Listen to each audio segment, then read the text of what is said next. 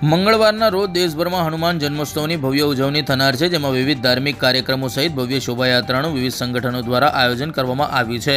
જે નિમિત્તે પાદરાના સનાતન હિન્દુ રાષ્ટ્ર સંગઠન દ્વારા સોમવારના રોજ રાત્રિના સમયે હનુમાનજી દાદાની પ્રતિમા સાથે પાદરાના ગાયત્રી મંદિરથી ભવ્ય શોભાયાત્રાનું આયોજન કરવામાં આવ્યું હતું।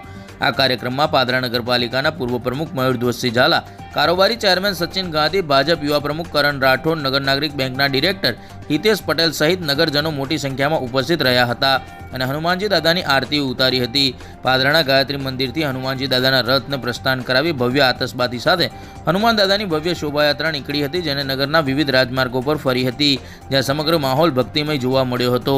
જય શ્રી રામના નાદ સાથે નીકળેલી ભવ્ય યાત્રાએ પાદરામાં ભારે આકર્ષણ જગાવ્યું હતું। જય સિયારામ। આવતીકાલે હનુમાન જન્મોત્સવ નિમિત્તે આજ રોજ સનાતન હિન્દુ રાષ્ટ્ર સંગઠન પાદરા દ્વારા મુંબઈની સુપ્રસિદ્ધ હનુમાનજી દાદાની ભવ્ય પ્રતિમા નીકાળવામાં આવી છે।